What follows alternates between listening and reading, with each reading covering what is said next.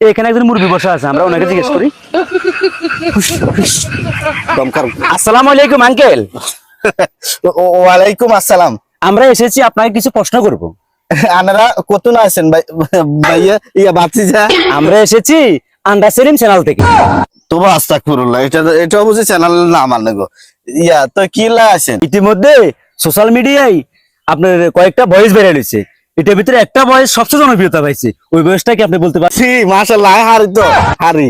জি uncle, বলতে পারেন। Uncle, আপনি এটা কি করলেন আঙ্কেল? বাতিজা অনুমতি গেছেন কা? আপনি এটা কি করলেন?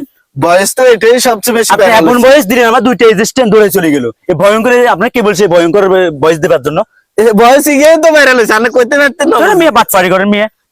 আঙ্কেল আর পুরস্কার?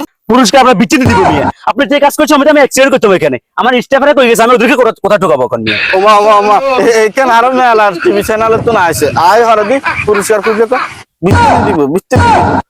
শালার কোথাও চেষ্টা কোন আগে আসে।